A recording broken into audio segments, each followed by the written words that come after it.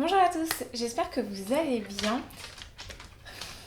Je vais essayer de tourner cette vidéo avec Miss Tinguette qui est avec moi, j'espère qu'elle va pas faire trop de bruit. J'ai pas posté de vidéo de tout le mois de janvier parce que j'étais très moyennement motivée, j'avais beaucoup de boulot, etc. Et en fait, les vlogmas au mois de décembre m'avaient pris beaucoup de temps. Et ma toute dernière vidéo sur la nouvelle d'Ursula Le Guin m'avait vraiment demandé beaucoup de travail. Donc ça m'a pris un peu de temps avant de me remettre à faire des vidéos. Donc aujourd'hui, j'ai décidé de faire un bilan un peu tardif de mon année 2021 en lecture. Ce sera très rapide. Et puis aussi de faire une petite présentation de mon journal de lecture 2022. Du coup, pour mon année 2021, donc, j'ai lu une centaine de livres, donc de romans, très peu de non-fiction, quasiment pas de romans graphiques ni de mangas. Au final, j'ai lu autant de fantasy que de romans contemporains. J'étais assez surprise de voir mon bilan de fin d'année. J'ai aussi lu pas mal d'horreur. Mais encore très peu de SF. Mais par contre, j'ai quand même beaucoup plus lu en français par rapport aux années précédentes et donc je suis assez contente. Là, j'en ai lu presque 30 en français, donc je me suis améliorée. Donc ça me fait plaisir. Donc ça m'a permis de découvrir des auteurs et des autrices françaises, ce que je voulais vraiment faire en 2021. Je vais continuer en 2022. Mais en tout cas, j'étais vraiment contente de faire ce constat que j'avais lu un peu plus en 2021 des livres français. J'ai aussi lu autant de livres écrits par des hommes que par des femmes, un tout petit peu plus de livres écrits par des femmes, mais c'est à 10 livres près. J'en ai quand même lu un peu plus par des femmes, mais j'aimerais vraiment en lire encore plus en 2022. J'espère y arriver. Je suis quand même très satisfaite de cette année 2021. Même si je trouve que je me suis mis peut-être un petit peu de pression à lire à certains moments de l'année. Et je sais que par exemple le mois de décembre, j'étais hyper tranquille. Enfin, genre je me suis vraiment pas du tout mise de pression. Et au final, ça m'a fait du bien en fait de lire peut-être un peu moins. Mais en termes qualitatifs, je pense que c'était... Enfin, j'ai vraiment fait de très bonnes lectures au mois de décembre et je regrette pas d'avoir un peu ralenti mon rythme de lecture. Du coup, je vais présenter quelques livres qui m'ont vraiment marqué pendant l'année 2021. Je vais commencer avec ceux que je n'ai pas physiquement avec moi. Le premier qui me vient à l'esprit, c'est Les Mémoires d'un chat, dont j'ai parlé déjà plusieurs fois sur ma chaîne. Ma maman l'a lu très récemment, elle a beaucoup aimé, elle a beaucoup été touchée, donc ça m'a fait vraiment très très plaisir de lui avoir prêté ce livre. C'est vraiment une de mes lectures les plus marquantes de 2021. Je remercie encore une fois Laura de me l'avoir offert et de me l'avoir fait découvrir parce que c'était vraiment un coup de cœur et je pense clairement que je vais le relire un jour. Ensuite, celui que je n'ai pas non plus sur moi, c'est D'or et d'oreiller de Flore Vesco. Donc j'étais très contente de découvrir une autrice française dont vraiment j'ai beaucoup aimé la plume, j'ai beaucoup aimé l'histoire, j'ai beaucoup aimé ce qu'elle véhiculait dans son livre. C'est pareil, c'était vraiment un coup de cœur et cette fois-ci je remercie Benjamin qui me l'avait offert pour mon anniversaire. Ensuite, il y a le deuxième recueil de nouvelles de Ken Liu, donc qui n'est pas encore sorti en France, qui s'appelle The Hidden Girl and Other Stories. J'en ai parlé aussi, il me semble, dans ma vidéo sur mes lectures SF, si je ne me trompe pas. Ken Liu, c'est vraiment un auteur que j'aime énormément. Et donc en 2022, je prévois de lire sa série de fantasy qui s'appelle La Grâce des Rois, je crois. Donc j'ai hâte de le découvrir sous un format roman cette fois-ci. Et voilà. Et enfin, un dernier livre que j'ai en e-book, il s'agit de Please Look After Mom. Je ne sais plus comment il s'appelle en français, je crois que c'est Prends soin de maman. C'est un livre que j'avais acheté totalement par hasard en fait, parce qu'il y avait une réduction sur l'e-book. Et ça a été pareil, une lecture très marquante qui m'a beaucoup touchée, surtout dans... Enfin, vraiment, personnellement, m'a beaucoup touchée, m'a beaucoup fait réfléchir à ma propre famille, à ma propre maman. Et c'est un livre que j'aimerais relire pour le coup. Également parce que je pense que je l'avais lu un peu vite la première fois parce que j'étais vraiment très investie dans le livre, donc j'ai tendance à le lire très vite quand j'adore un livre.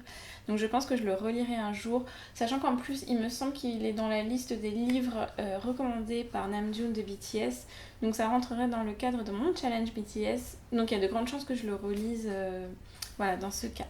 Et enfin je vais passer donc au livre que j'ai avec moi physiquement et je vais commencer avec The Queen.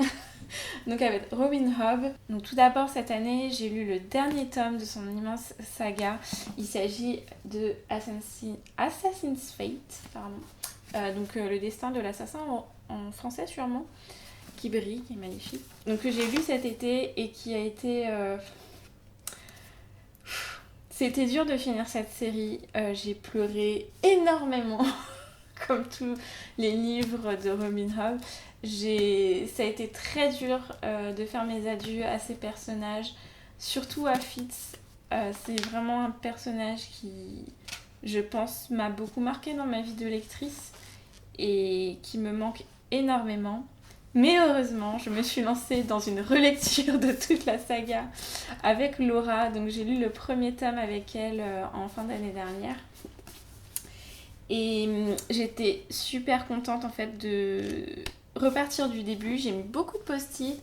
Cette fois-ci, j'ai pris des notes au fur et à mesure de ma lecture. J'étais super contente de retrouver Fitz quand il était plus jeune. Et c'était vraiment, je sais pas, la meilleure expérience du monde de le lire avec Laura parce que c'est vraiment un livre qui me tient à cœur et de le partager avec elle, c'était vraiment juste trop bien. Ensuite, une autre lecture qui m'a beaucoup marquée, et je crois qu'en fait, entre les lectures communes avec Laura et les lectures communes avec la pieuvre dilettante, j'ai l'impression d'en parler tout le temps. Mais je suis obligée de parler de Terre-Mer. Je vais en parler très brièvement en disant que voilà, c'était vraiment un voyage exceptionnel. C'était une super expérience qui s'est étalée sur plusieurs mois et je suis vraiment convaincue du talent d'Ursula Le Guin. Et qu'est-ce que tu fais ? Et j'ai hâte de redécouvrir plus de cette autrice, notamment la partie SF et aussi la partie, on va dire, nouvelle. Même si j'avais pas trop accroché aux nouvelles de Terre-Mer, je pense que ces nouvelles, plutôt côté SF, me plairont plus. Enfin, en tout cas, je l'espère. Ensuite, cette année, j'ai aussi découvert un Neil Gaiman qui est sorti il y a très longtemps, mais que je n'avais pas encore lu. Donc, il s'agit de Anansi Boys. Je crois que j'en avais fait une vidéo, je ne sais plus. Du coup, j'étais vraiment contente de découvrir un nouveau Gaiman parce que ces dernières années, j'avais tendance à relire ses livres, notamment Coraline, où j'ai relu Neverwhere, j'ai relu L'océan au bout du chemin, je crois que c'est ça le titre en français. Et donc ça, c'était un de ces rares romans que je n'avais pas encore lu et je l'ai lu donc en 2021 et j'étais très contente de retrouver sa plume et de découvrir un nouvel univers, entre guillemets, parce que ça se passe dans l'univers de American Gods. Mais de découvrir de nouveaux personnages, une nouvelle intrigue, c'était vraiment trop bien et je pense que je vais relire American Gods cette année. Ensuite, ma toute dernière lecture de 2021 a été un gros coup de cœur. Il s'agit de Brief Mary Was Here de Frederick Backman. Donc j'aime vraiment beaucoup cet auteur. Je pensais qu'en 2021 j'allais lire l'intégralité de sa bibliographie et au final je n'ai lu que celui-là et en tout dernier au mois de décembre. Je suis très contente de l'avoir lu. Je sais que j'avais tenté de le lire, je crois autour du mois d'octobre ou de novembre et j'avais bien aimé mais j'étais pas dans le mood pour le lire. Je l'ai repris en décembre et j'ai adoré ma lecture. Encore une fois, des personnages merveilleux, une super histoire, des idées toujours un peu farfelues mais très touchantes. Et je pensais survivre à ce livre sans pleurer. Je crois que j'étais arrivée à la fin, il devait me rester genre 50 pages et les 50 dernières pages ont été terribles et j'ai fait que pleurer en fait. Donc voilà. Et enfin, le dernier livre dont je vais parler, il s'agit de Almond. Donc un livre que j'ai découvert dans le cadre de mon challenge BTS. Donc j'étais hyper contente de découvrir un coup de cœur grâce à ce challenge parce que je m'y suis un peu aventurée à l'arrache dans ce challenge et j'ai décidé de faire aveuglément confiance à Namjoon et Suga et d'autres membres et du coup j'étais hyper contente de découvrir ce livre parce que j'ai vraiment beaucoup aimé, que ce soit la plume de l'autrice, l'histoire, les personnages qu'elle véhicule dedans. Vraiment un très gros coup de cœur et sûrement un livre que je vais relire un jour, mais vraiment une des mes plus belles découvertes de 2021. Donc voilà, j'espère qu'en 2022, dans le cadre de ce challenge, je trouverai d'autres très bonnes lectures.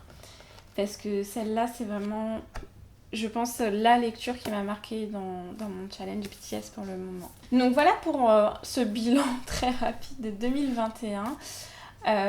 Et maintenant, ce que je vais faire, c'est que je vais vous montrer un petit peu ce que j'ai fait pour mon journal de lecture 2022. En 2021, c'était la première fois que je faisais un journal de lecture. Je suis quelqu'un qui a en général beaucoup de mal à être rigoureuse dans ce genre de choses, à noter tous les jours combien de temps je lis, à faire toujours des petites reviews et tout. Donc mon journal de lecture est très très simple parce que je sais qu'il me faut quelque chose de très simple pour que j'ai pas la flemme de le faire. Et du coup, donc en 2021, j'ai donc testé le journal de lecture. Il y a des choses qui m'ont plu, il y a d'autres choses qui m'ont pas trop plu. Donc j'ai fait des petits ajustements pour 2022 et j'étais assez contente de ce que j'avais fait. J'y ai mis tout mon cœur, j'y ai mis des heures aussi à le faire, même si au final c'est très très simple. Ça prend quand même énormément de temps à faire. Mais je suis plutôt satisfaite et je trouve que je me suis améliorée dans la présentation. Donc ça me fait plaisir.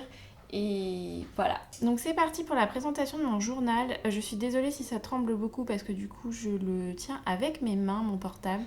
Donc on va espérer que ça va aller. Donc là vous avez ma page de présentation.